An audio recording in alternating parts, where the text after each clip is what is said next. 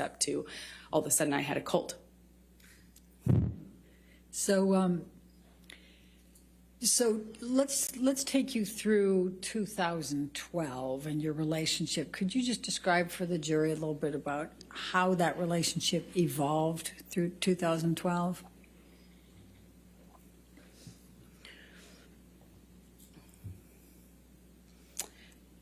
It was always intense. It didn't become intense. It almost started that way.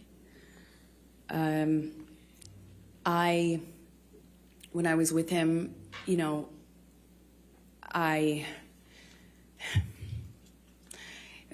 felt that electricity in my body. I felt like butterflies. I couldn't, you know, I couldn't see straight practically. It was just, you know, I was head over heels in love. And he felt like that to me. He felt like he was also in love. I didn't feel like he was faking it. I felt like what we had, it felt like to me at the time, there wasn't any love like that, you know? I mean, and then he started to kind of do this thing again where he'd disappear and he'd come back. And I remember at first when he first started drinking, I didn't really think much of it, but all of a sudden the behavior kind of started to go in line with the disappearing, and he'd come back and he'd just be different. And I'd say something and he'd accuse me of saying something else or saying it in a different way, or he would, it was mostly my clothing at the time and me working. That was the main thing. Like, I found myself trying to not talk about auditions because it would change the mood so dramatically. I tried to, you know, he would make these comments about, you know, whoring myself out, but do so in the context of me acting, you know, and he would talk about other actresses who do my role in this way where they were worthless whores, that they were, you know, fame hungry, you know, expletive, you know, just this. The point is, it felt really dirty to be an actor. Never mind that he was one. It was dirty that I wanted to do this job that I wanted to do, and I was doing the job of an actress. It was everything every time I was walking out of the house, he would ask me, "That's really what you're wearing, kid? Oh, I see." You know, I wore a dress to an event once, and I felt beautiful in it. Like, stupid as that sounds, I felt pretty in this dress I picked out, and I showed it him because you know, it's a carpet, it's red carpet, so it's like, you know, publicized, and I kind of thought it was weird. He wasn't saying anything about it. You know, I left him to go do this red carpet, and I was like, "Did you see the you know, the event I went to?" You know, basically, I felt pretty, and I thought, like, "Did you see that?" You know, I wanted him to say something about that, I guess. And he said, well, this is after he stopped talking to me for some time, didn't tell me why. When he came back in my life, he wouldn't explain why he was acting different. He just kind of acted mad at me, didn't know what I had done wrong. And when I brought up the dress and the event, because it was an event to support a charity I was really involved with at the time, and I said, you know, "Did you see that thing?" And he said, yeah, I think the whole world saw that, kid. That's how they'll remember you. That's how the world will remember you. And I was like, oh, come on. I mean, it's like, but you know, I felt good in it. I felt good. And he said, yeah, kid, that's what you're putting out there in the world. No one will ever forget that, and that's all they'll see you as. That's what you wanted. That's what you were going for. You know, my dress was low cut. I get it, it's low cut.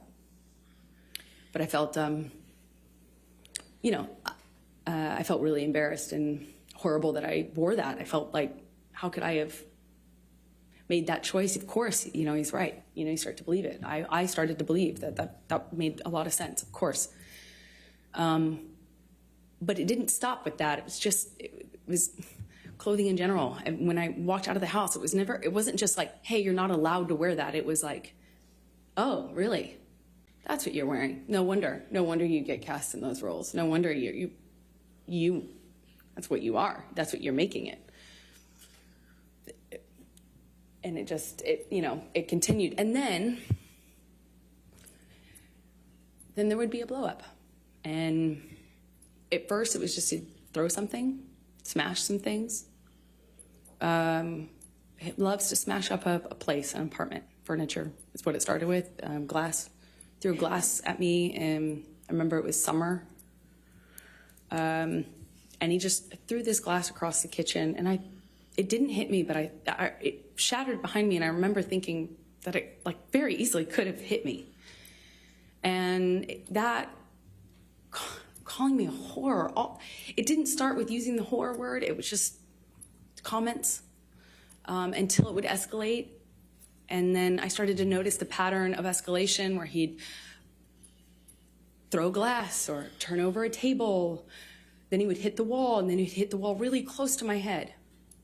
Like when I'm standing there, just hit the wall, screaming at me. But then he would disappear and get clean and sober, and he'd come back and tell me that he was done drinking, he was over it, he was done, cleaned himself up, he'd done it before, and he'd do it again. And then he would go back to this wonderful, almost just unreal, but real, but unbelievably nice, sensitive, kind, warm, generous, interesting, funny man that I loved. And he would make me feel so loved, I would feel so distant from that thing that was so scary that I would not even recognize it too. And that was how, our relationship kind of started to develop in that first year. Do you remember the first time that he physically hit you? Yes. Please tell the jury about it. It was it's seemingly so stupid, so insignificant. Oh, never forget it. It changed my life. I was sitting on the couch, and we were talking. We were having a normal conversation, there was no fighting, no argument, nothing. And he was drinking, and I didn't realize at the time, but I think he was using cocaine because it was there was a jar of cocaine out on the table. I realize that sounds weird, but it was an actual vintage jar of it. But I didn't see him use it at the time, so I didn't really factor that in. I just, he's drinking and we're talking, and there's music playing, and he's smoking cigarettes, and we're sitting next to each other on the couch. And I asked him about the tattoo he has on his arm. And to me, it just looked like black marks. I didn't know what it said. It just looked like muddled, faded tattoo that was hard to read. And I said, what does it say? And he said it says Wino. It says Wino. And I didn't see that. I thought he was joking because it didn't look like it said that at all. And I laughed. It was that simple. I just laughed because I thought he was joking. And slapped me across the face. And I laughed. I laughed because I didn't know what else to do. I thought, this must be a joke. This must be a joke. Because I didn't know what was going on. I just stared at him, kind of laughing still, thinking that he was going to start laughing too to tell me it was a joke. But he didn't. He said, "You think it's so funny? You think it's funny, bitch. You think you're a funny bitch." And he slapped me again. It was clear it wasn't a joke anymore. And I stopped laughing, but I didn't know what else to do. You know, I didn't know what to do. You would think you would have a response, but I, as a woman, had never been hit like that. I'm an adult, and I'm sitting next to the man I love, and he slapped me for no reason, it seemed like, and I missed the point. It was that stupid.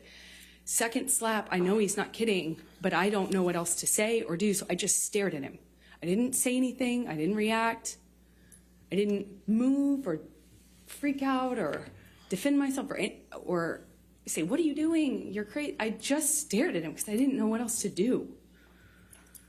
And he slaps me one more time. Hard. I lose my balance. At this point, we're sitting next to each other on the edge of the couch, or I was on the edge of the couch. And I'm all of a sudden realizing that the worst thing has just happened to me that could possibly happen to you. I realized that I wish so much he had said he was joking, because it didn't hurt. It didn't physically hurt me.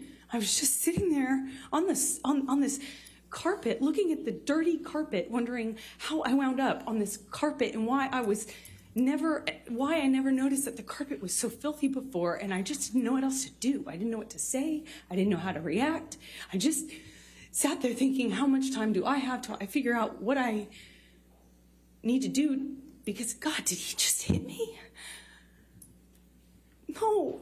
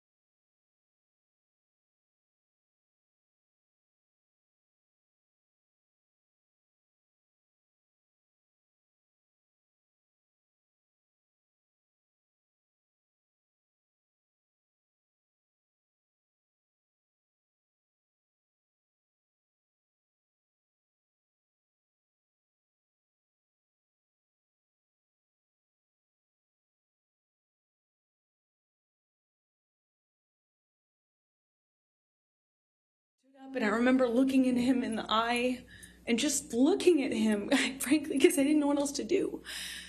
And before I know it, he starts crying. And, you know, like, I had never seen an adult man cry. I didn't even really see my dad cry at my grandma's funeral. You know, it's weird. And he's crying. Tears, I mean, just falling out of his eyes. He gets down on his knees and he grabs my hands and he's touching my hands and it's done. I'll never do that again. I thought I put the monster away, and I've done it before. It's done. But on his knees, and I didn't have words. I didn't know what to say. I just remember thinking that it was just, he was crying.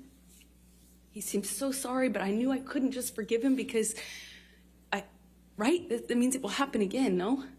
You know, like I've seen the health class videos, like everyone else. And I got up in my car, I walked to the car, I didn't say anything. I made a point to not say, oh, it's okay, or anything like that. I just didn't say anything. I got up, I went to the car, I sat in my car, and I felt like I sat there forever. I didn't want to turn the key. I just leaned my head up against the window. And I remember just seeing my breath on the windshield, you know, on the glass of the window of the door, just seeing my breath and trying to will myself to have the strength to know what I should do in this moment, because I was heartbroken. And I sat there for a long time, and I eventually turned the key and drove home.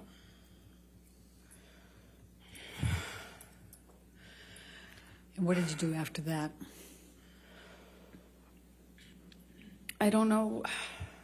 I don't remember what I did when I got home. I don't remember.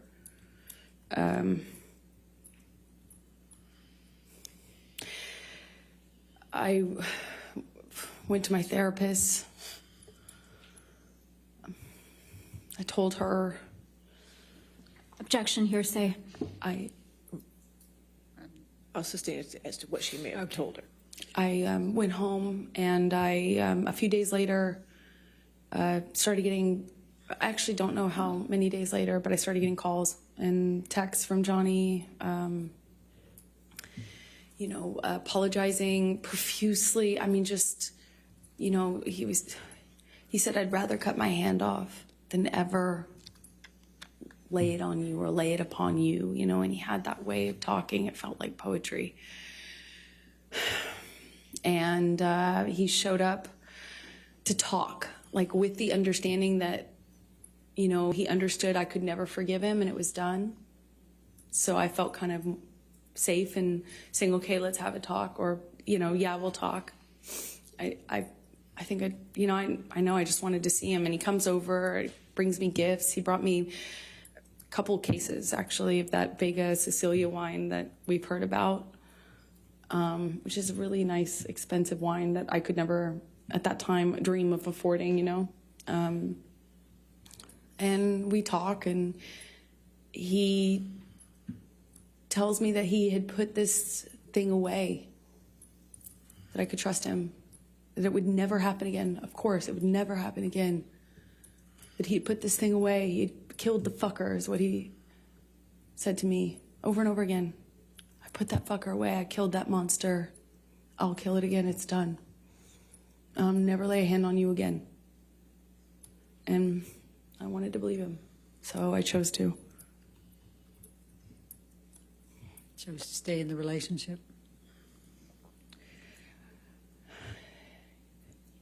Yeah, I did. I believed it, but I believed it wouldn't. I believed that there was a line he wouldn't cross again, and that was it.